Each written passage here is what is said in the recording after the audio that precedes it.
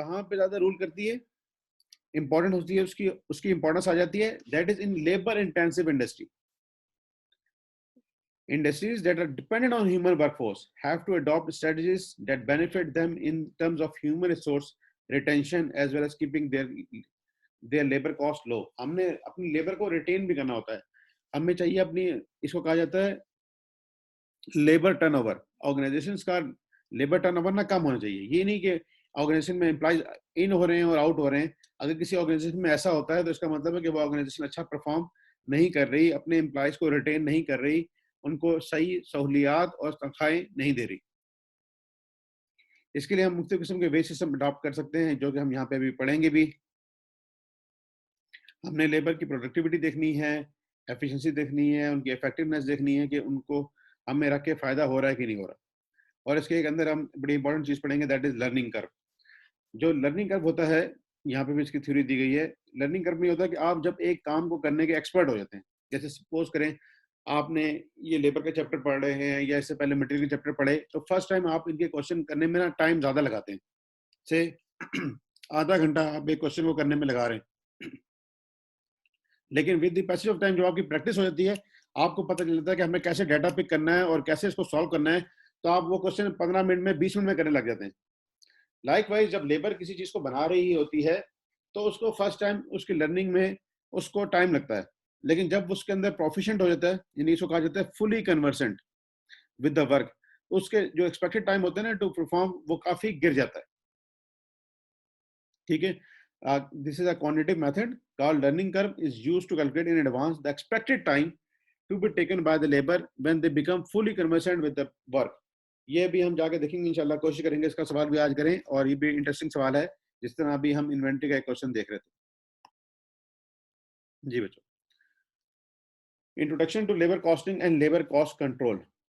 हम लेबर को पढ़ते हैं, उसकी कैलकुलेशन करेंगे कि लेबर, जैसे हमने देखा डायरेक्ट लेबर आवर्स कितने हैं, पर आवर क्या रेट पे करते हैं एंड सो ऑन. इसके ऊपर हमने कंट्रोल भी रखना होता है, और कंट्रोल रखने के लिए हमें अपने लेबर के रिकॉर्ड्स को मेंटेन करना पड़ेगा. जैसे कितने वर्क आवर्स काम हुए, किस डिपार्टमेंट में काम हुआ, किस जॉब पे काम हुआ, और एंड सो ऑन. ये हमें सारे रिकॉर्ड्स को मेंटेन करना पड़ता है. जिस तरह मटेरियल में हमने देखा कि हमने लाइफो और फाइफो का सिस्टम मेंटेन किया, इसी तरह हमें लेबर का भी रिकॉर्ड रखना पड़ता है कि लेबर को हमने एम्प्लॉय किया तो उसको किस एंटिटी में यूज किया. तो लेबर की वजह से the profitability and the growth of the entity depends greatly upon the proper utilisation of the human resource. और इस तरह हमने कहा कि अगर उसकी लॉयल्टी आपके साथ क्रिएट हो गई, वो ऑर्गेनाइजेशन के एसेट्स को अपने एसेट समझें, वो ऑर्गेनाइजेशन की बेटरमेंट को अपना बेटरमेंट समझें, तो फिर ऑर्गेनाइजेशन ग्रो करती है. अच्छा बच्चों, इसके अलावा हमारे पास जो लेबर है वो दो किस्म की होती है. One is the direct labour and other is the indirect labour. Direct labour वो होती है जो कि रॉ मटेरियल को कन्वर्ट करती है इनटू फिनिश गुड्स. जैसे हम फर्नीचर के एग्जांपल ले रहे हैं ताकि अंडरस्टैंडिंग आ जाए कि लकड़ी आई, उसको काट के उसके डिफरेंट डिजाइन बनाए, उसके ऊपर पॉलिश किया, उसके ऊपर फोम लगाया, उसके ऊपर ड्रेसिंग की, तो हम उसको कन्वर्ट कर लेते हैं into finish goods.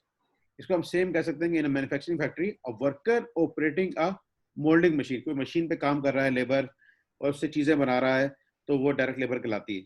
On the other hand indirect labour actively raw material को फिनिश गुड्स में कन्वर्ट नहीं करता, यानी उसका फिजिकल इंटरेक्शन नहीं है, वो जस्ट उसको सुपरवाइज कर रहा है. तो supervisor is a factory worker, factory worker होगा, और इसको हम इनडायरेक्ट लेबर कॉस्ट कहेंगे क्योंकि वो खुद काम नहीं कर रहा, this he is just supervising.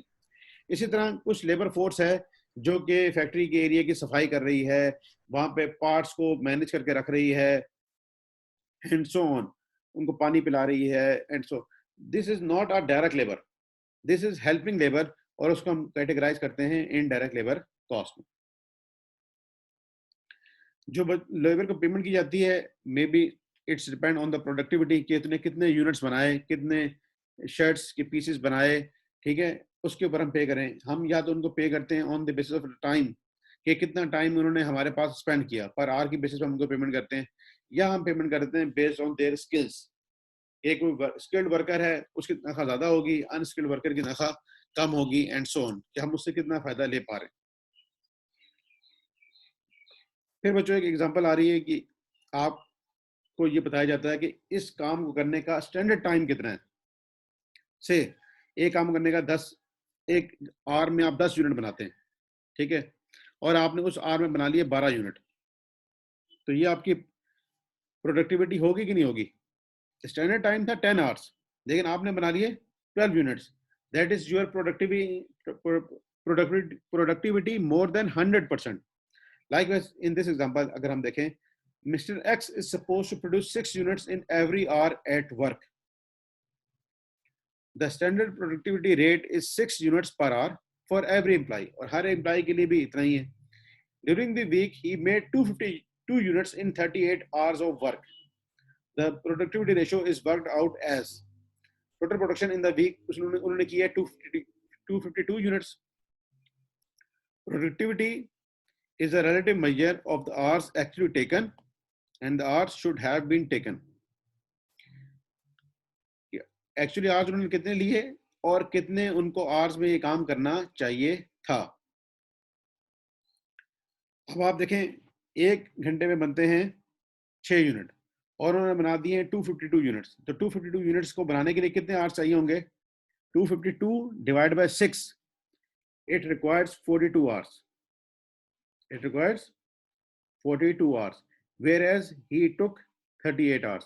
तो हम 42 को 38 से डिवाइड करेंगे और मल्टीप्लाई बाय 100 करेंगे, तो हमें पता चलेगा कि उसकी प्रोडक्टिविटी जो है that is more than 100%, that is 110.5%।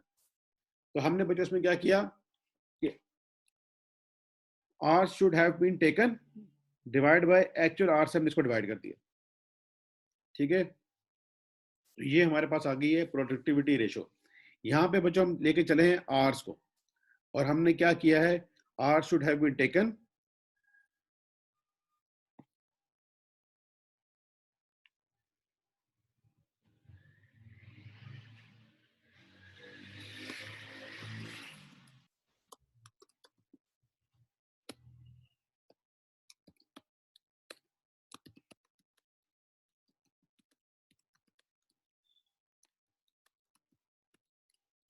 Divide by hours actually taken.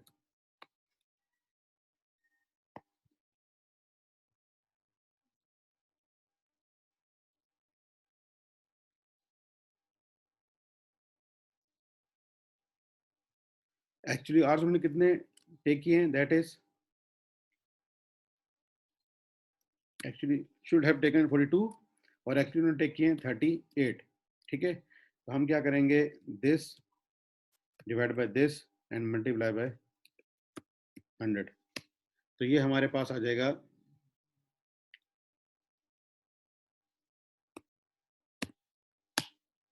कि उसकी प्रोडक्टिविटी क्या है, ठीक है, दैट इज 110%, ठीक है। अगर हम इसको परसेंटेज में दिखाना चाहें तो हम यहाँ से दिखा सकते हैं परसेंटेज में।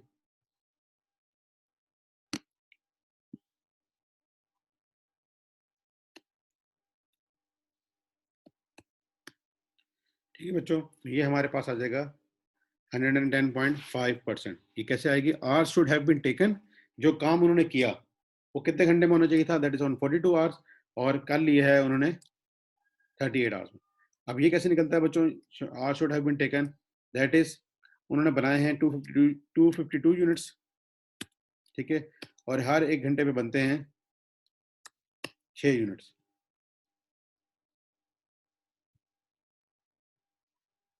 ये हमारे पास आगे हैं 42 units. So this is if you are going with hours, hours should have been taken divided by hours actually taken into 100। ये हमने बच्चों किया आवर्स के साथ। अब इसी को सेम एग्जांपल को हम कर सकते हैं यूनिट के साथ। मेथड नंबर 1 था ये, that is method number 2। In 38 hours mister x should make 228 units. अगर हम देखें ऑन स्टैंडर्ड कि 38 आवर्स में हमें कितने यूनिट्स बनाने चाहिए थे, दैट इज 38 इंटू 6, ये बनते हैं 228 यूनिट्स, ठीक है। लेकिन उन्होंने बना कितने दिए, 252 यूनिट्स। अब यहाँ पे अगेन 252 डिवाइड बाय 228 हम करेंगे इंटू 100, दैट इज 110.5। 5। तो ये एक तरीका है यूनिट से करने का और एक तरीका है आर से करने का, ठीक है। अगर हम इसको यूं देखें, एक तरीका हमने ये किया और एक हम तरीका कर रहे हैं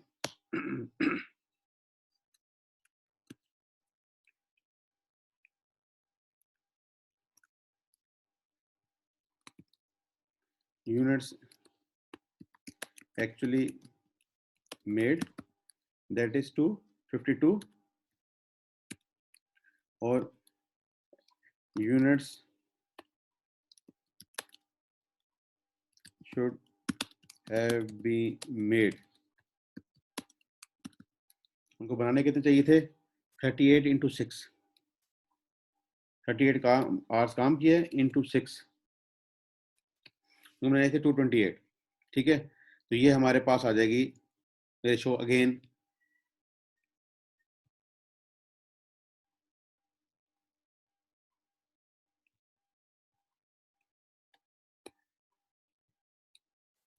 ठीक है बच्चों, दैट इज 110.5, और इसमें 252 तो से बनाए हैं, और ये should have, unit should have been made,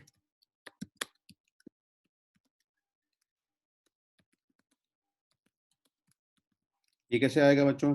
ये आएगा 38 इंटू 6, ये हमारे पास बना है 228,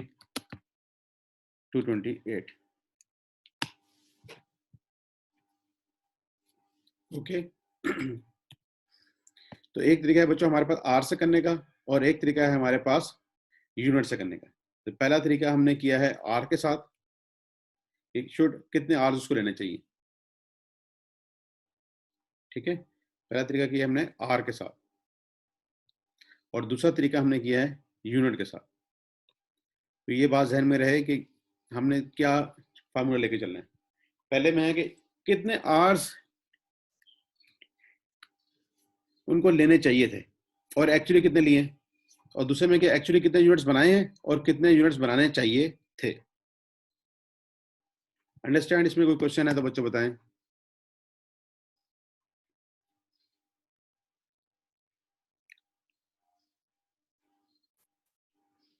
तो ये है productivity ratio, that is productivity ratio.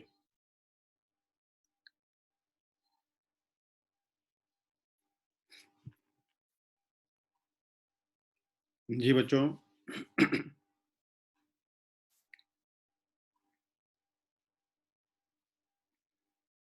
इस टाइम आप फ्रेश फ्रेश फील कर रहे होंगे रोजे के बाद जब इस टाइम उठते हैं तो। सर किधर फ्रेश, इतनी नींद आ रही है। हाँ नहीं, जब उठे होगे तो आ रही होगी, अब तो कुछ बेहतर हो गए होगे। अच्छा चलें। नहीं सर, ये टाइमिंग नहीं सही वैसे। हाँ टाइमिंग आप लोग डिसाइड करें, कोई इशू नहीं है मुझे भी। और जो आप देखो, अब तो पढ़ना तो है ना भाई, चलो इतनी सहूलत तो हमें मिली हुई है कि घर बैठे ही पढ़ रहे हैं। बहरहाल मैं फ्लेक्सिबल हूँ, मुझे कोई इशू नहीं है। आप लोग शाम का टाइम रखना चाहें, असल में 10 से 4 बजे तक मेरा ऑफिस है, वो टाइम में फिर मुश्किल है।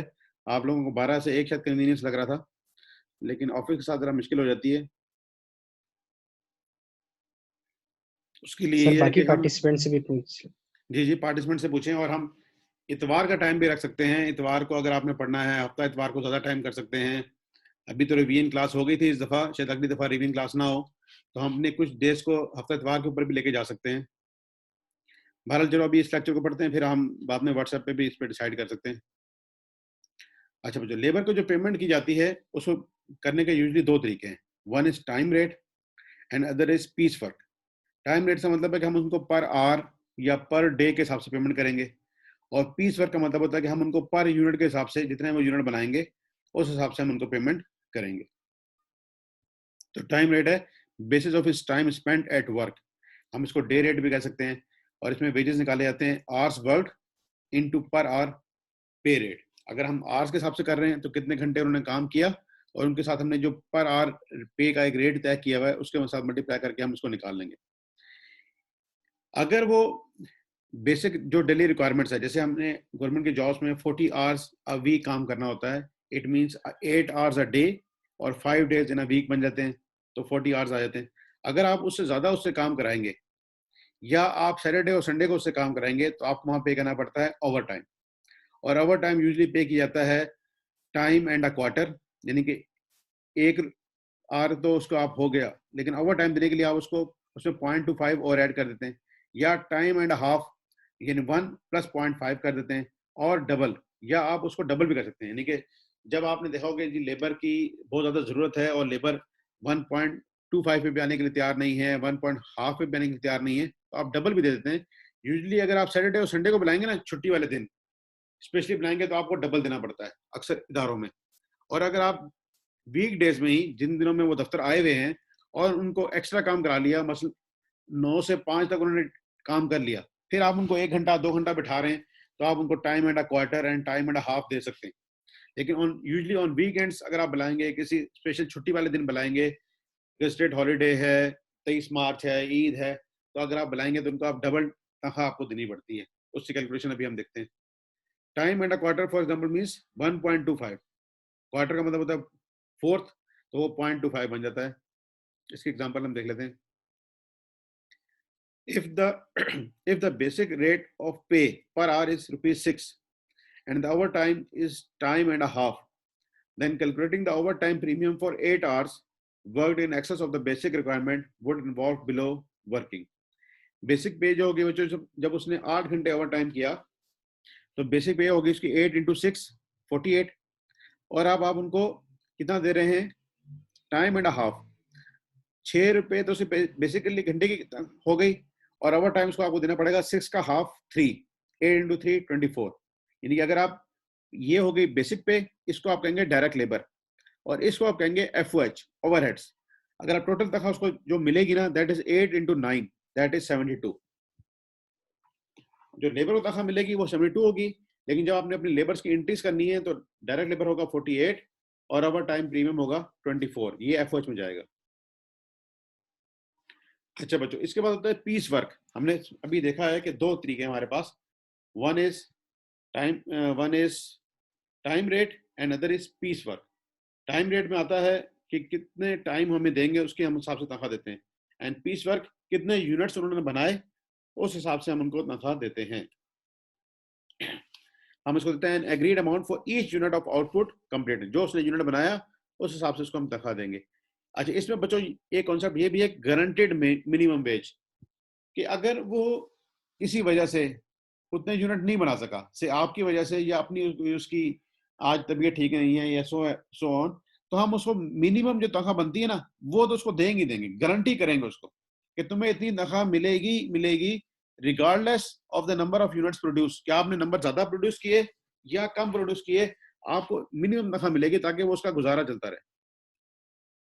इसकी एग्जांपल देखते हैं, state piece work with guaranteed minimum wage, और इसमें जो वेजेस निकलती हैं वो बच्चों निकलती हैं units produce into per unit पे रेट, कितने यूनिट्स प्रोड्यूस किए और एक यूनिट की तनख्वाह कितनी है। इससे पहले जो हमने वेजेस वाला फॉर्मूला दिखा है उसमें हमने लिखा था आवर्स, कि हमारे आवर्स कितने हैं और पर आवर का रेट क्या है। ये था डे रेट वाला सिस्टम, टाइम वाला system, time rate, hours work into per hour पे रेट। जबकि अभी जो हम पढ़ रहे हैं पीस वर्क में, units produced into per unit पे रेट। ये दो ही तरीके हैं बच्चों, इसमें ज्यादा कंफ्यूजन वाली बात नहीं है। हाँ, एग्जांपल देखते हैं। Sara is paid ₹20 for each unit produce with a guaranteed wage of 2000 for a 40 hour week, कि हमने उसको 40 आवर वीक में पेमेंट करेंगे, और 2000 तो हमने उसका मिनिमम सेट किया हुआ है। अब वो एक यूनिट ना भी बनाए, हमने उसको उसके तनख्वाह देनी है। For a series of 4 weeks of the month, she produced 140, 160, 180 and 200 units. तो हम 140 into 20, 160 into 20, 180 into 20 and 200 into 20 हम करेंगे।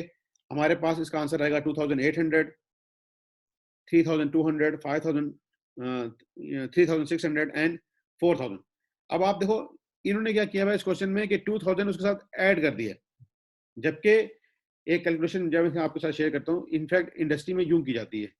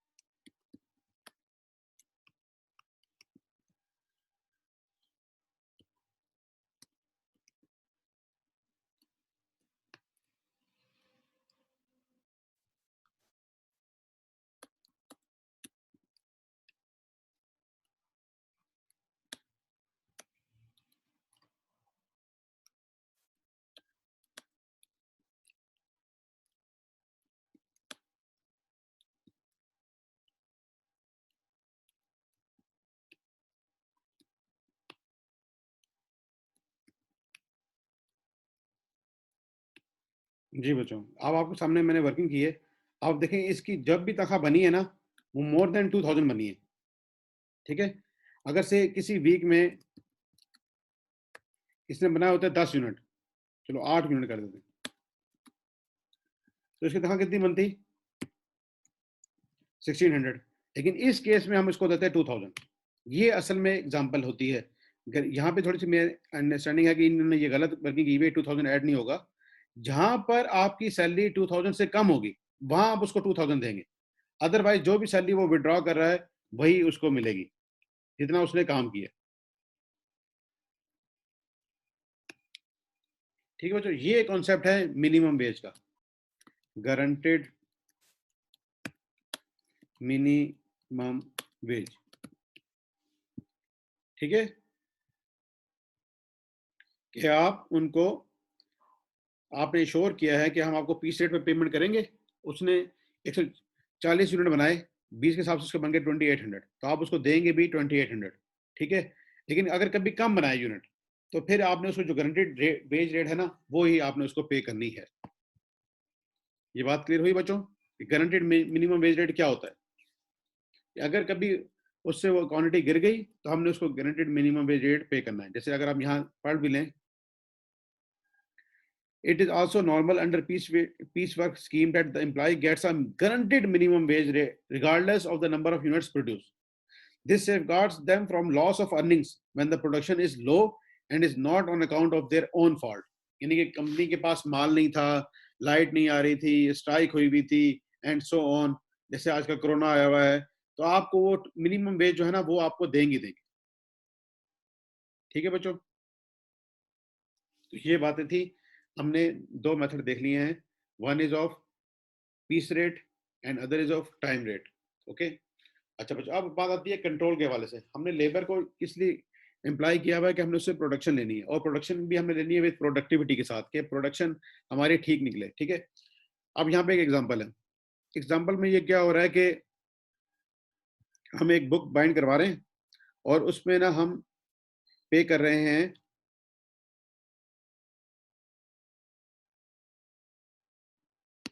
17 पर बुक। ठीक है, workers are not paid for the misaligned binding and such book is scrapped for ₹15 per kg। अब हमने worker से कहा है कि वो बुक की बाइंडिंग करें और हम उनको पे कर रहे हैं 17 रुपये पर बुक। अगर किसी की बाइंडिंग उन्होंने सही नहीं की तो वो बुक सही तरह से नहीं बिकेगी और मार्केट में जाके वो सेल हो रही है 15 रुपए की। तो आप, तो पहले आपने एक बुक का कॉस्ट आपने इनकट की, प्लस आपने 17 रुपीज और दिए और जाके मार्केट में वो सेल हो रही है 15 रुपए की, तो डेफिनेटली कंपनी को क्या होगा? नुकसान होगा। ओके, जब कंपनी को नुकसान हो रहा है तो कंपनी ने ये देखा कि इंडस्ट्री की एवरेज क्या है। इंडस्ट्री ने, उन्होंने देखा कि इंडस्ट्री में तो 1% लॉसेज होते हैं। अगर आपकी किताब जो बनाते हो उसमें से 1% किताब खराब होती है, जबकि हमारे पास कंपनी में क्या कितना आ रहा है? That is 3%।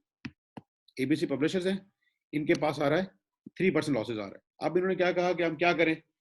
ABC revisited the wage policy and felt that it is likely that workers tend to compromise the quality because of insignificant loss they suffer due to bad quality।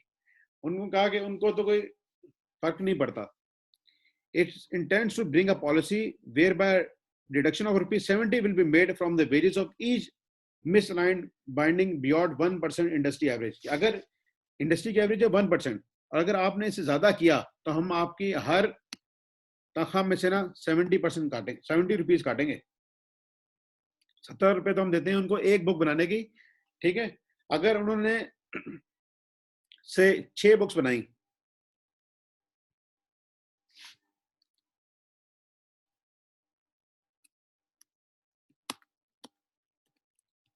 ठीक है, तो उनको कितने पैसे मिलेंगे?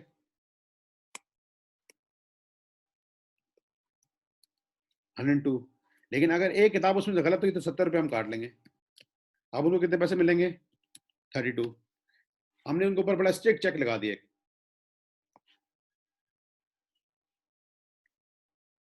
अब क्या होगा? However, it is estimated such policy will reduce the efficiency of workers because they would reduce the speed to achieve desired quality benchmark and avoid detection। अब पहले वो अगर तेजी से किताबें बनाते थे, अब वो कम किताबें बनाने लग जाएंगे कि एहतियात ये है कि हमारे ऊपर नुकसान ना आ जाए। तो कंपनी की क्या हो रही है, एफिशिएंसी भी मुतासर हो रही है। तो हमें क्या कहा जाएगा, the cost controller of ABC is suppose to work out the differential cost and revenue to evaluate the policy before implementation. कि वो 70 रुपए वाली इम्प्लीमेंटेशन लगाएंगे ना लगाएं। For this purpose cost controller needs precise data with reasonable accuracy about the machine capacity, labour related wastage, impact of slow speed and contribution margin per unit. तो आपको इसको स्टडी करना पड़ेगा। यहाँ पे सर ये बताने का मकसद ये है कि लेबर के साथ किस किस्म के इश्यूज आते हैं।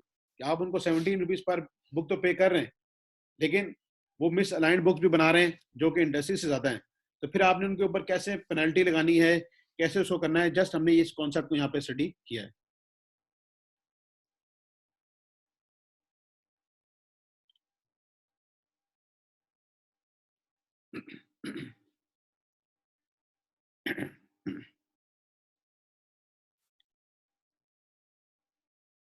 अच्छा बच्चों, एक जो चीज़ आज हम जितना टाइम हमारे पास अवेलेबल है, कि हम इसमें लर्निंग कर्व को पढ़ लेते हैं, क्योंकि ये कॉन्सेप्ट ज़्यादा इंपॉर्टेंट है और अभी हमारा बेस्ट टाइम यूटिलाइज हो जाएगा, क्योंकि अभी तक हमारे पास 24 मिनट हैं इस क्लास में। बाकी जो कॉन्सेप्ट है वो बहुत लाइट से हैं, वो इंशाल्लाह हम कल से कर लेंगे। अभी हम ये समझते हैं लर्निंग कर्व। लर्निंग कर्व अभी हमने लेक्चर में स्टार्ट में बात की थी कि लर्निंग कर्व में ये होता है कि जब आप कोई चीज़ पहली दफ़ा करते हैं तो यूजुअली टेक्स हायर टाइम, और जब आप उस टाइम काम को बार बार करते रहते हैं तो आपकी उसमें प्रोफिशिएंसी आ जाती है और आप उस काम को लेसर टाइम में करने लग जाते हैं। जो ये स्पीड होती है जिससे आपकी टाइमिंग कम होती जा रही है उस काम को करने की, that is called learning curve. इसकी एग्जांपल मैं आपको दिखाता हूं कि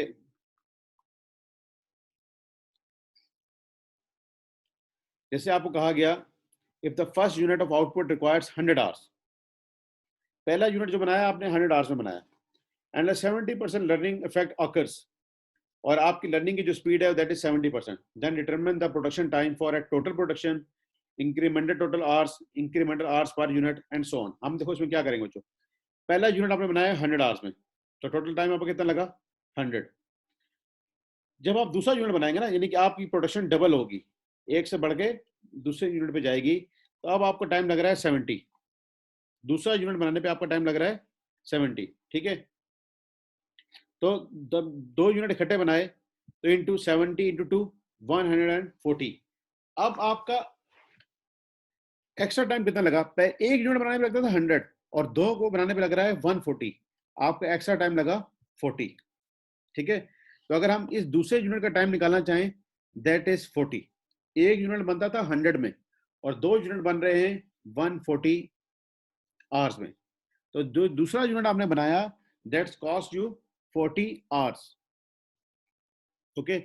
फिर जब 2 के बाद फिर प्रोडक्शन डबल होगी, तीसरा यूनिट नहीं बल्कि फोर्थ यूनिट, तो आपकी 70% फिर आ रहा है, आपका टाइम लगता था 70, ये आप 70% जब इसका लेंगे तो दैट इज हो जाएगा 49, और 49 को अब आप कितने यूनिट्स बना रहे हैं 4, तो ये आ गया 196। अब आपके कितने आवर्स एक्स्ट्रा लगे, 196 माइनस 140 दैट इज 56, और कितने यूनिट इससे बन चुके हैं एक्स्ट्रा 2, तो 56 डिवाइड बाय 2 28। अब आपके पर यूनिट जो आवर्स लग रहे हैं दैट इज 28। अब आप देखें शुरू में एक यूनिट पे थे आपके 100, उसकी एवरेज क्या आ रही थी 100 आवर्स पर यूनिट, लेकिन जब आपने 4 यूनिट बनाए विद 70% लर्निंग कर्व, तो एक यूनिट के ऊपर आपका टाइम आ गया है 28। ये 28 आवर्स में आपने एक यूनिट बना लिया। इसी तरह ये लर्निंग कर्व बच्चों डबल के इंपैक्ट में जाता है, और 8 यूनिट्स अगर आपने जब बनाए तो 49 का 70% लेंगे दैट 34.3, कितने यूनिट्स हैं 8, टोटल टाइम आ गया 274.4। इसका लास्ट वाले से कितना डिफरेंस है 78.4 का, इसमें आपके कितने यूनिट बन रहे हैं 4, तो अब आपके पास टाइम आ गया है 119.6। आपके जो एक यूनिट बनाने की टाइमिंग है that is 19.6। This is the learning impact. इसको देखते हैं अब हम, एक अलजेब्रिक मेथड है जिससे हमें ये हेल्प करने में आसानी होती। ये है formula y is equal to A X B, Y is equal to A X B. y है cumulative average time per unit to produce x units, कि आपके पास क्यूमुलेटिव एवरेज टाइम क्या आ रहा है, जैसे ये आपके पास जो था ना that is cumulative average time. That is 40, जब 2 यूनिट्स बना रहे हैं तो 40 क्यूमुलेटिव टाइम है, जब 4 बना रहे हैं तो 28 क्यूमुलेटिव टाइम है, और जब 8 बना रहे हैं तो 19.6 क्यूमुलेटिव टाइम है। एक है time taken for the first unit of output. जैसे अभी हमने जो क्वेश्चन किया, इसमें सबसे पहला यूनिट बनाने का टाइम कितना है, 100। X the cumulative number of units produce, कि आप कितने नंबर ऑफ यूनिट्स प्रोड्यूस कर रहे हैं। आप इस केस में 8 प्रोड्यूस कर रहे हैं, इस केस में 4 प्रोड्यूस कर रहे हैं, इस केस में 2 प्रोड्यूस कर रहे हैं। तो एक्स है कितने नंबर ऑफ यूनिट्स आप प्रोड्यूस कर रहे हैं, ठीक है, ये है नंबर ऑफ यूनिट्स। और वाई में क्या है, उनका एवरेज टाइम। फिर बच्चों है बी, इसमें एक हम फैक्टर यूज करते हैं, इसको कहा जाता है learning curve factor, and that is, ये होता है log of L R divide by log of 2। L R है लर्निंग रेट। जैसे इस क्वेश्चन में हमारे पास लर्निंग रेट है 70%, किसी में 80% हो सकता है, किसी में 90% हो सकता है। तो जो भी हमारा रेट होगा हम उसका लेंगे log 70% divide by log of 2, तो हमारे पास आ जाएगा L R, the learning rate as a decimal, ठीक है। जैसे अगर हम इस क्वेश्चन को देखें, यहाँ पे उन्होंने कहा कि जी 90% लर्निंग रेट है, तो हम क्या करेंगे, log 0.9 divide by log 2, calculator आपके पास है साइंटिफिक, उससे अब जब सॉल्व करेंगे तो बी की वैल्यू आ जाएगी -0.152, -0.152, ठीक है बच्चों। तो अभी थोड़ा सा आपको आइडिया, इसमें जो की पॉइंट समझने वाले वो ये हैं कि जो प्रोडक्टिविटी है ना वो डबल हो जाती है विद द लर्निंग कैपेसिटी। तो 1 से आएगा 2, 2 से आएगा 4, और 4 से आएगा 8। ये इसकी बेसिक अजम्पशन है कि हम अपनी लर्निंग को कैसे डबल करते आते हैं। तो 8 के बाद बच्चों क्या आएगा, 16, 16 के बाद 32, 32 के बाद 64, एंड सो ऑन 128। तो ये लर्निंग कर्व चलता रहेगा। लेकिन हमें बताया जाएगा कि ये लर्निंग कर्व कब तक चलता है, ये इनडेफिनिट नहीं चलता, क्योंकि इंसान है ना, एक इंसान कितनी इंप्रूवमेंट कर लेगा, वो इंसान मशीनों की तरह तो नहीं हर वक्त काम करने लग जाएगा, उसकी भी एक कैपेसिटी होती है। तो हमें बताया जाएगा कि कहां तक ये लर्निंग कर्व इफेक्ट करेगा। इसकी एक एग्जांपल देखते हैं अभी, तो आपको और क्लियर हो जाएगा चीज।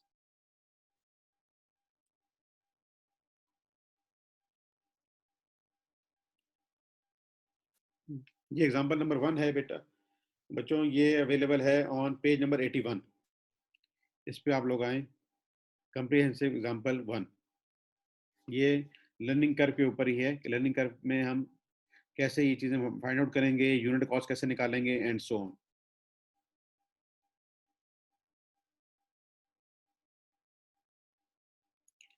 Let's see, quality plastics limited produces plastic bodies of various appliances according to the customer's specification. It has received an order for supply of 10,000 plastic bodies of washing machine. The supply is to be made within 30 days. हमें अपने पास notebook में लिख लेंगे हमने कितनी चीजें बनानी है, 10,000 बनानी है, ठीक है जी। The following information is available. QPL carries out production process in batches of 100 units. हम एक दफा जो प्रोडक्शन करेंगे वो 100 यूनिट्स ही करेंगे। Cost of the first batch is estimated as under, जो पहला बैच है ना उसके अंदर क्या होगा कि हमारे डायरेक्ट लेबर के टाइम लग रहा है 200 आवर्स। ये अगर हम फार्मूले में देखें तो क्या बन रहा था, ए, जो हमने फार्मूला अपना लिखा है, अगर अपने पास लिख लो बच्चों इसको, ये y is equal to A X B. इस फार्मूले को अगर हम अपने पास कैमरे में तस्वीर खींच के रख लें आप, फिर उसको देखते रहें या नोटबुक पे सेव करना है, तो ए क्या है, the time taken for the first unit of output. तो हमारा आउटपुट जो है ना वो है 100 यूनिट का, और उसके लिए ऊपर हमें टाइम लग रहा है 200 आवर्स।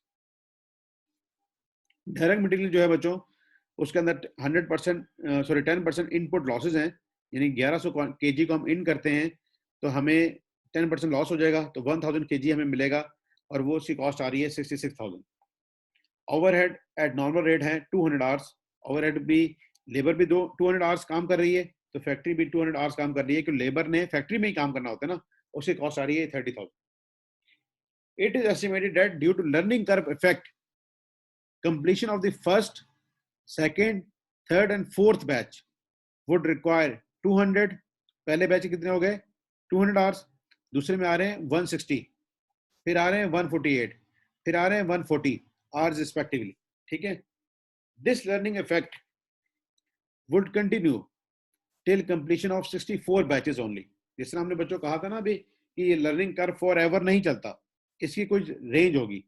इस तरह यहाँ पे हमारे पास जो टेबल बना था उसमें रेंज अभी यहाँ तक 8 तक आई थी, हम इसको क्या कर सकते हैं 1 2 4 8 16 32 एंड 64।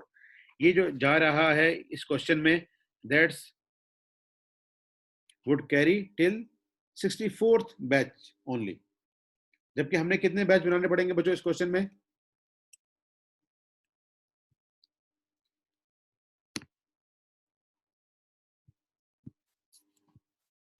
हमें बच्चों इसमें बैच कितने बनाने पड़ेंगे? दैट इज 10,000 है ना, हमने सप्लाई करनी है और 100 यूनिट्स का हम बैच बना रहे हैं। हमें कितने बैच बनाने पड़ेंगे? 100। हमें टोटल बैचेस बनाने पड़ेंगे 100, जबकि हम जो हमारे पास लर्निंग कर्व है ना वो 64th बैच तक जाएगा। ठीक हो गया? तो अभी हमें जो पॉइंट्स पता लगते जा रहे हैं हम उनको हाईलाइट कर रहे हैं। अच्छा जी, learning effect at various learning levels is as under. जो हम निकालते थे ना b log 80% divide by log 2, उन्होंने बता दिया कि जी इसका है 0.332, 0.235 एंड 0.152। ये इनफैक्ट देखो क्या है, ये 90 का कितना आ रहा है? 0.152। तो अगर आप अब इसी फार्मूले में देखें तो लॉग 90 का कितना आ रहा था? -0.152। तो उन्होंने हमें ना लॉग की वैल्यू भी बता दी, तो हमें जस्ट ये फार्मूला पुट इन करना पड़ेगा और हमारे पास वैल्यूज आ जाएंगी। देखते हैं कि ये हमारे पास कैसे इम्पैक्ट करता है, अभी आपको इसका अंडरस्टैंडिंग आएगी। तो बच्चों हमने ये देख लिया कि हमने 10,000 बनाने हैं, 100 का बैच होता है, हमें कितने बैच बनाने पड़ेंगे? 100। यहाँ तक क्लियर होगी बात? पहली दफा जो ए है ना दैट इज 200 आवर्स, और ये जो हमारी प्रोडक्टिविटी है चलती रहेगी कहाँ तक? 64 बैचेस तक। अच्छा जी, आगे आते हैं कि it is estimated that after completion of the first 16 batches material input losses would be reduced from 10% to 6%। अभी हमारे जो लॉसेस थे ना 10%, वो कहाँ पे आ जाएंगे? 6% पे। लेकिन कब आएंगे? After first 16 batches. तो 16 तक तो ये लॉस रहेगा 10%, और हमारे पास टोटल बैचेस कितने? 100। 10,000 डिवाइड बाय 100, हमारे पास टोटल बैचेस हैं 100। तो 16 में से तो यही काम चलता रहेगा, और उसके बाद जो लॉस है ना हमारा वो आ जाएगा 6% पे। तो इसका ट्रीटमेंट अभी देखते हैं। अच्छा बच्चों, QPL works a single shift of 8 hours per day। For the above order QPL can spare 8,000 direct labour hours. इस काम के लिए उनके पास 8,000 आवर्स अवेलेबल हैं। Overtime hours can be worked at 1.5 times the normal rate. During the overtime hours, overhead would be 1.25 times the normal rate. हमने labour को तो तनख्वाह देनी है 1.5, लेकिन ओवरहेड्स अगर हम ज्यादा काम कर रहे होंगे ना तो हमारी ओवरहेड्स की कॉस्ट भी बढ़ जाएगी, जो कि अभी तो आ रही थी 30,000 फॉर 200 आवर्स, जो कि बढ़ के हो जाएगी 1.25 इन द ओवरटाइम आवर्स। जब आप फैक्ट्री को भी ज्यादा देर चलाएंगे ना तो देखो बिजली ज्यादा कंज्यूम हो रही है, या गेट कीपर को भी ओवर टाइम देना पड़ेगा एंड सो ऑन। तो ये वाला जो टाइम है ये तो है नॉर्मल लेबर के लिए, और फिर ये ओवरहेड जो इंक्रीज कर रहे हैं ये इनडायरेक्ट लेबर के लिए, या सुपरवाइजर को भी आपको हो सकता है कि ओवर टाइम देना पड़े। अच्छा बच्चों, अब आ गई कैलकुलेशन, हमारे पास डाटा कंप्लीट हो गया। अब इस कैलकुलेशन को जरा अंडरस्टैंड करते हैं। The price that QPL should quote in order to earn a margin of 25% of the selling price would be computed as follows। आपको ये सारा डाटा दिया गया, आपको कहा जा रहा है कि हम क्या प्राइस कोट करें इन प्लास्टिक बॉडीज को बनाने के लिए।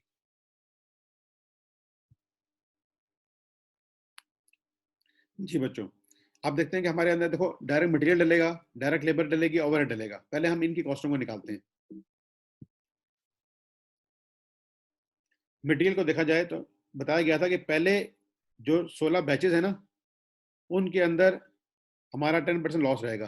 तो 16 बैचेस इंटू 66,000, ये एक बैच की कॉस्ट दी गई थी, 66,000 से मल्टीप्लाई कर दिया तो ये आ गई हमारी मटेरियल की कॉस्ट ऑफ फर्स्ट 16 बैचेस। इसके बाद जो 84 बैचेस है ना बच्चों, उसके अंदर लॉस क्या हो रहा है? 10% से कम होकर आ रहा है 6% पर।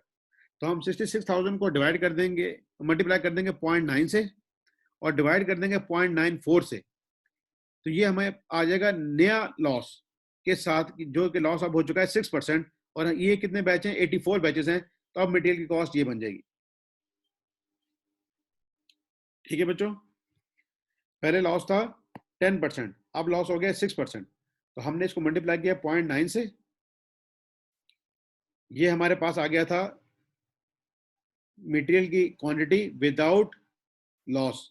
अब इस लॉस में कितना शामिल है, 6% लॉस शामिल है, तो हम उसको डिवाइड कर देंगे 0.94 से, तो ये हमारे पास मटेरियल की फिगर आ जाएगी 5308085। यहां तक बताएं पहले आप कंफर्टेबल हैं?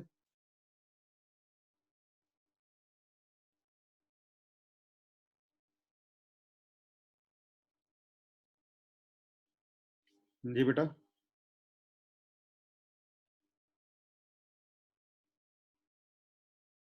सॉरी बताएं, मुझे आवाज मैंने स्पीकर आवाज कम की हुई थी।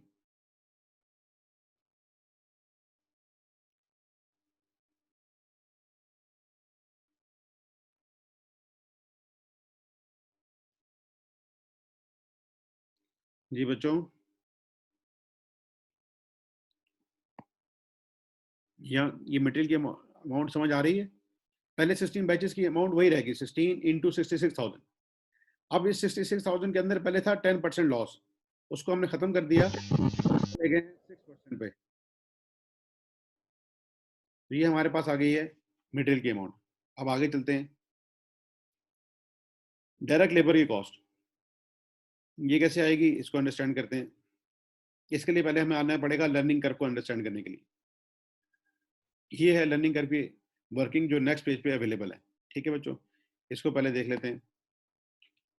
पहला बैच जब आपने बनाया तो आपकी आवर्स लगते हैं 200 आवर्स, ये हमें बताए गए हैं, तो एवरेज आवर्स पर बैच आ गए 200।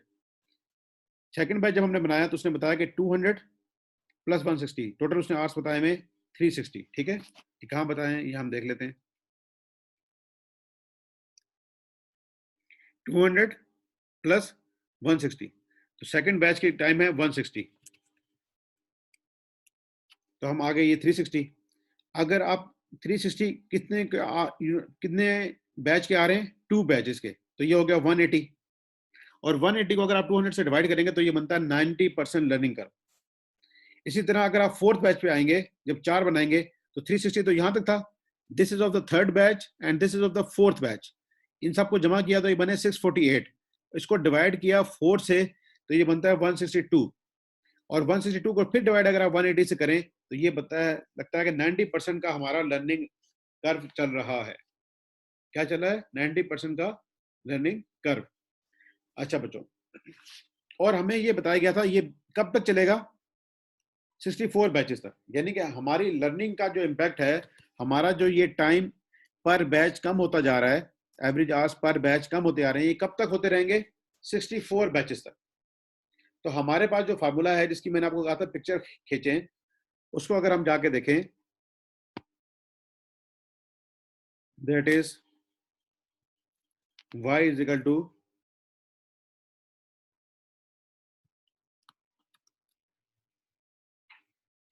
ए बी, सॉरी क्या था, ए एक्स बी। ठीक है बच्चों,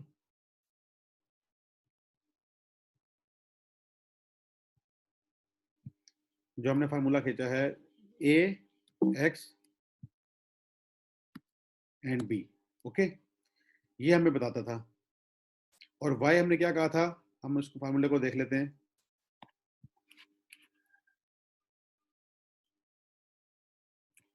y है cumulative average time per unit to produce x units. ठीक है, y is equal to cumulative average time to produce x units. फिर इसके बाद क्या था, a time taken for the first unit of output, a is equal to time taken for the first unit of output, जो कि आपके इस question में कितना है बच्चों, याद हो तो 200 आवर्स। पहला जो बैच हम बना रहे हैं उसके अंदर हमारे लग रहे हैं 200 आवर्स। फिर आगे था एक्स, एक्स क्या है हमारा, the cumulative number of units produced, the cumulative number of units produced. अब बच्चों देखो, आपका ये लर्निंग कर्व कहां तक चल रहा है, 64 बैचेस तक। तो x यहाँ पे हमारे पास आ जाएगा 64 और b क्या था हमारे पास, जैसे लर्निंग रेट, ठीक है, b क्या है, लर्निंग कर्व फैक्टर, ठीक है, लर्निंग कर्व फैक्टर, जो कि हमने देखा कितने परसेंट है, 90% है। और उसका जब हमने लॉग निकाला है तो उसका आंसर आ रहा है माइनस आ रहा था 0.152, -0.152। ये बच्चों हमारे पास फार्मूला है। तो अब हम क्या कर सकते हैं, y हमने मालूम करना है, a है हमारे पास 200, इसको हम मल्टीप्लाई कर देंगे किसके साथ, 64 के साथ, और उसके ऊपर हम लेंगे, मल्टीप्लाई करेंगे इसको 0.0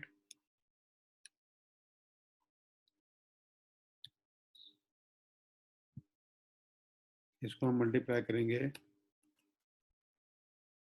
64 के साथ, फिर इसको मल्टीप्लाई करेंगे -0.152 के साथ, ठीक है। तो अब आप देखिए आपके पास क्या आंसर आएगा, 200 इंटू 64, और ये बच्चों जो है ना, ये इनफैक्ट इसकी है पावर, ये स्ट्रेट अवे मल्टीप्लाई नहीं है बल्कि ये पावर के साथ है, ठीक है, -0.152। 64 के ऊपर ना ये समझ लो कि आप, मैं दिखाता हूँ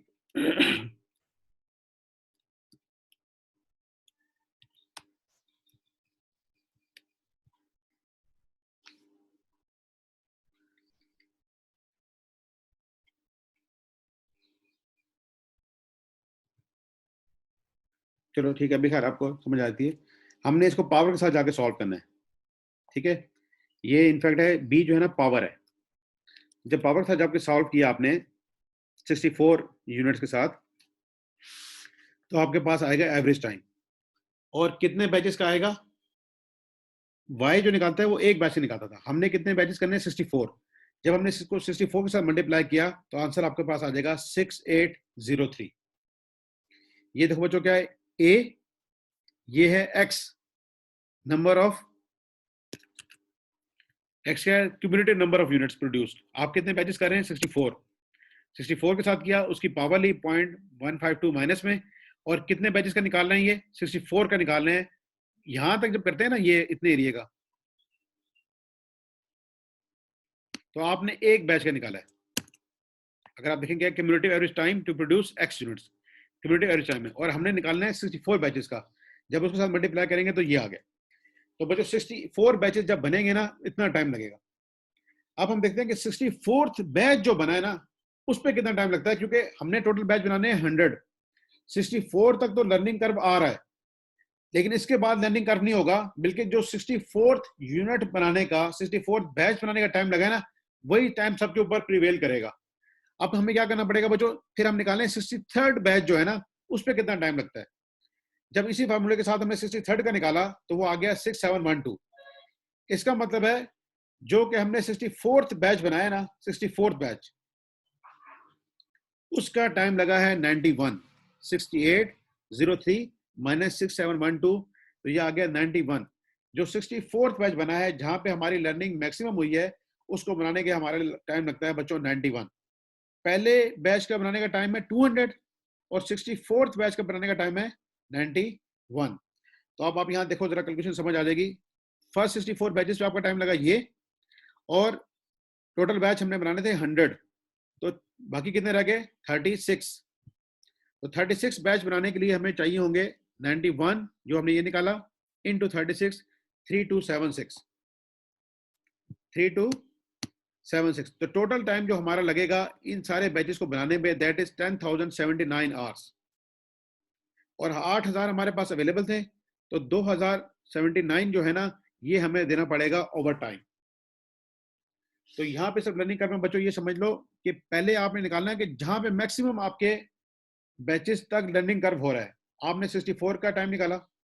फिर हम निकालते हैं कि जो आखिरी 64th जो बैच हमने बनाया, उसके ऊपर हमारा टाइम कितना लगा। उसको निकालने के लिए कि एक कम करके ना आप बैच के टाइम निकालें।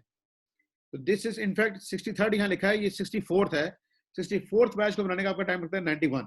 अब इसके बाद जितने भी बैचेस बनेंगे 65th, 66th, 67th up to 100, उन पे टाइम लगेगा 91। अब लर्निंग कर्व नहीं हो रहा, एक एक्सटेंड तक होता है, तो 91 इंटू 36 किया, इतना टाइम लगेगा। 64 तक ये वाला टाइम था, टोटल टाइम हमारा लग गया 10,079 और 8,000 हमारे पास आवर्स अवेलेबल थे, क्वेश्चन में दिए गए हैं, तो हमें 2,079 ओवर टाइम देना पड़ेगा। अब हम आते हैं बच्चों लेबर के लिए।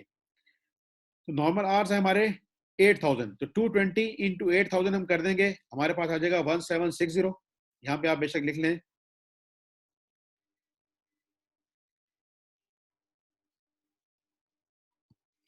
आपके पास यहाँ अपने पास नोट कर लें 8,000 इंटू 220 आपने किया, ये आ गया।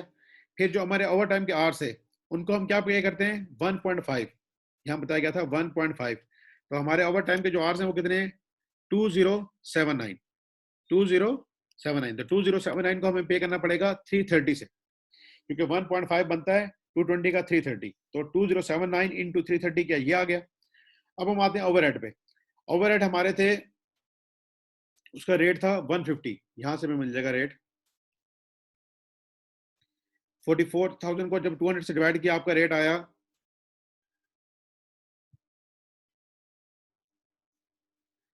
220। 44,000 को जब 200 से डिवाइड किया तो रेट आया 220। इसी तरह 30,000 को जब 200 से डिवाइड करेंगे तो रेट आपका आएगा 150।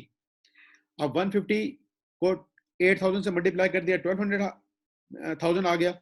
और जो 2079 ओवर टाइम के आवर्स हैं, अब ओवर टाइम को हमने पे करना है ओवरहेड में 1.25 पे, तो 150 का 1.25 होता है 187.5, तो ये हमारे पास आ गया ओवर टाइम ओवरहेड्स का।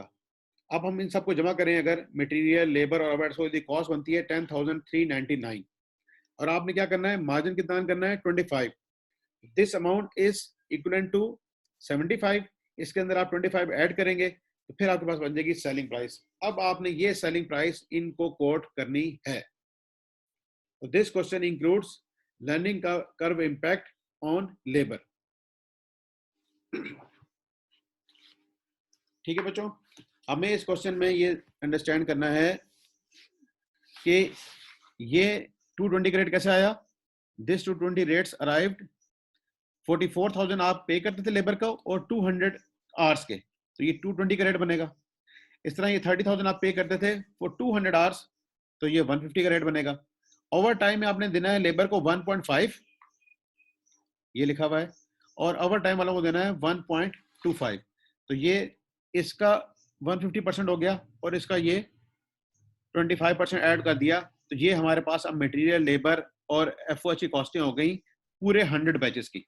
ये मटेरियल 16 बैचेस का, ये 84 बैचेस का, लेबर के लिए हमने आवर्स निकाल लिए, नेक्स्ट पेज पे निकाले हैं, ओवरहेड के लिए भी उतने ही आवर्स चलेंगे, और इस तरीके से ये हमारा क्वेश्चन सॉल्व होगा। अब इसमें कोई क्वेश्चन है आपके आप बताएं। तकरीबन हमारे पास अभी क्लास में 1 मिनट है।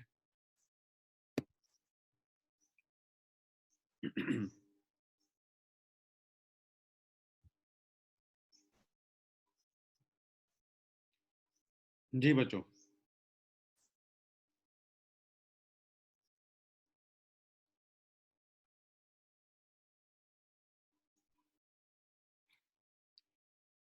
ये जो किया है ना बच्चों, ये 64 और 63, ये जो हमने हाईलाइट भी किया है, ये जो हाईलाइटेड पोर्शन है ना, ये बताता है 64 यूनिट्स का एवरेज टाइम कितना है, 63 यूनिट्स का एवरेज टाइम कितना है। अगर आप इस टेबल में हम आए, पहले भी हमने जो किया है, ये बता रहा है 4 यूनिट्स का एवरेज टाइम कितना है, 8 यूनिट्स का एवरेज टाइम कितना है, 2 यूनिट्स का एवरेज टाइम कितना है। तो वो हमने मालूम कर लिया 64th बैच का टाइम कितना है और 63rd बैच का टाइम कितना है।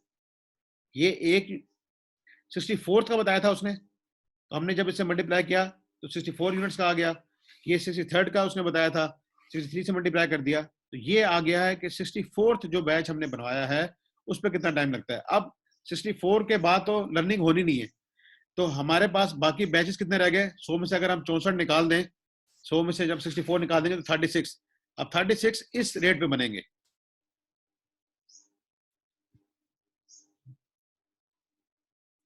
ठीक है, कोई बात नहीं, मैं आपको सुनाता हूँ। फैज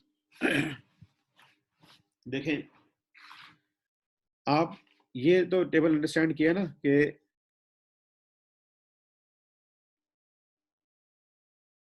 ठीक है बेटा, देखो हमने फाइंड ये करना है कि हमने एक प्रोजेक्ट लिया है दैट इज ऑफ 100 बैचेस का,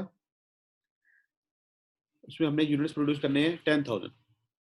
इन 10,000 के लिए हम क्या प्राइस कोट करें, ये है the price that QPL should quote in order to earn a margin of 25% of the selling price. ठीक है, ये हमने मालूम करना है। लेकिन हमें मार्जिन कब मिलेगा, पहले हमें कॉस्ट तो पता लगे कि हमने जो यूनिट्स बनाने हैं उसकी क्या कॉस्ट है। तो कॉस्ट बनाते हुए बच्चों हमारे पास एक होता है मटेरियल, एक होती है लेबर और एक होती है ओवरहेड। मटेरियल का तो हमें बता दिया गया जी कि फर्स्ट जो 100 यूनिट्स हम बना रहे हैं, जो फर्स्ट 100 यूनिट्स बना रहे हैं उसके ऊपर मटेरियल हमारी कॉस्ट आती है 66, और ये इसके अंदर शामिल है 10% लॉसेस, और फर्स्ट 16 बैचेस में ये लॉस 10% ही रहेगा और उसके बाद ये हो जाएगा 6%। तो हमने फर्स्ट 16 बैचेस का वही लॉस रखा, 16 इंटू 66,000, ये मटेरियल की अमाउंट आ गई। इसके बाद जो बैचेस हैं 84, उसमें लॉस 10% से कम होकर आ जाएगा 6%। तो उसको हमने इस तरह कैलकुलेशन की और हमें पता लग गया मटेरियल अब 100 बैचेस पे, यानी कि टोटल 10,000 यूनिट्स पे हमारी कितनी मटेरियल की कॉस्ट लगेगी, ये हमने कर लिया मटेरियल। यहां तक क्लियर है?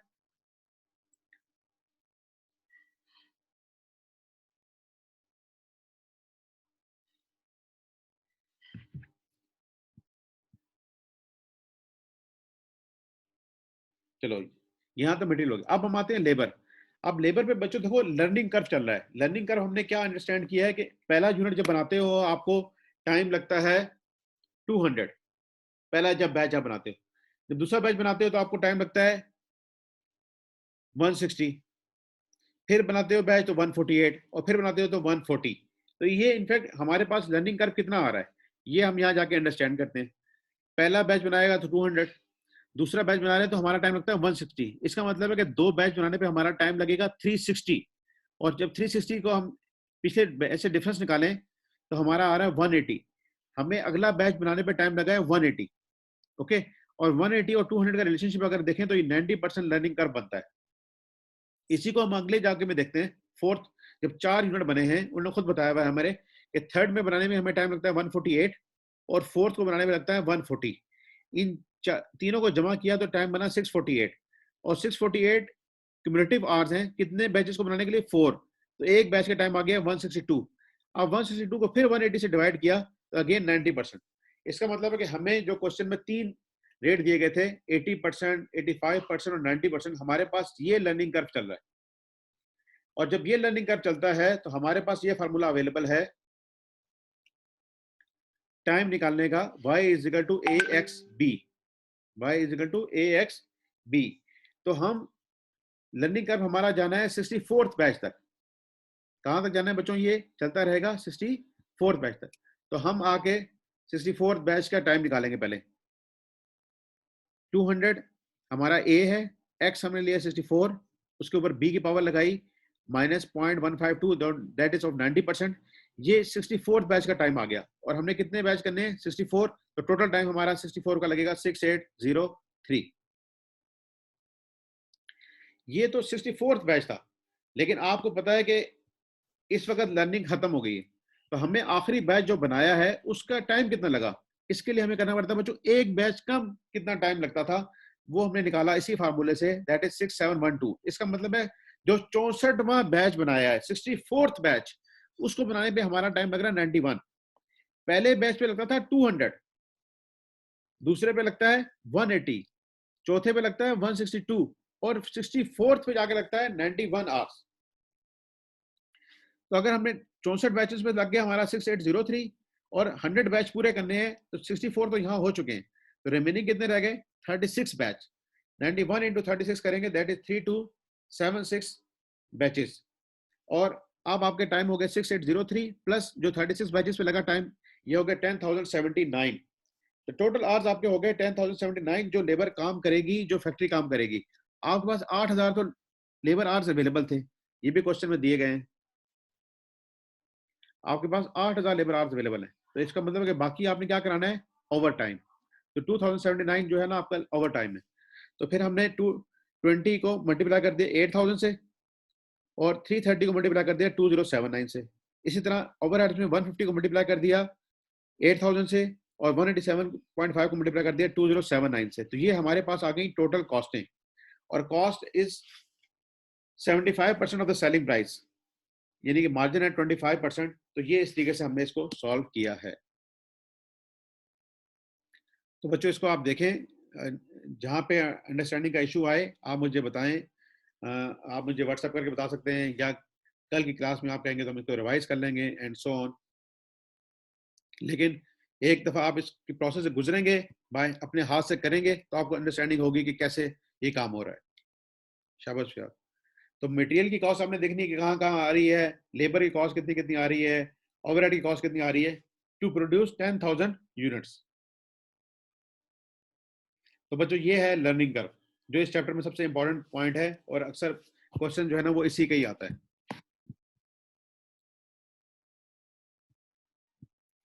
ठीक है, तो आज आपके लिए ये है कि इस एग्जाम्पल को आपने करना है टेस्ट देने के बाद। टेस्ट आपका शायद 12 से 3 बजे तक है, वो आप दे लें, उसके बाद आप इसको करिएगा।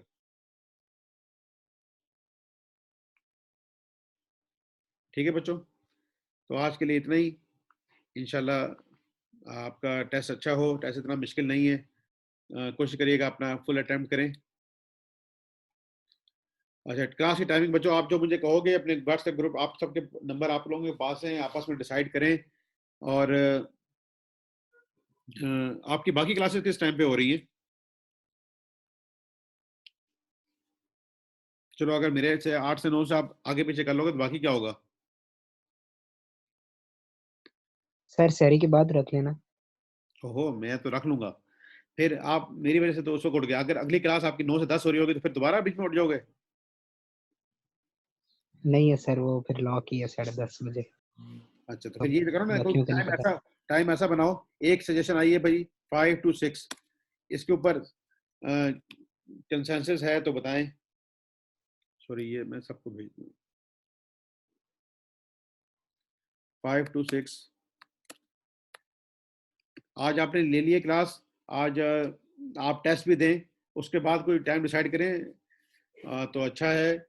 बाकी जो भी आपको कन्वीनियंट हो, मुझे तो ये टाइम भी कन्वीनियंट है, सहरी के बाद भी कन्वीनियंट है, और असर के टाइम अगर करना है तो वो भी कन्वीनियंट है। लेकिन जो हमारी फीमेल स्टूडेंट्स हैं शायद उस वक्त वो कुकिंग कर रही होंगी, उनके लिए उस वक्त मुश्किल होगी, क्योंकि हम लड़कों ने तो सिर्फ बैठ के खाना ही होता है।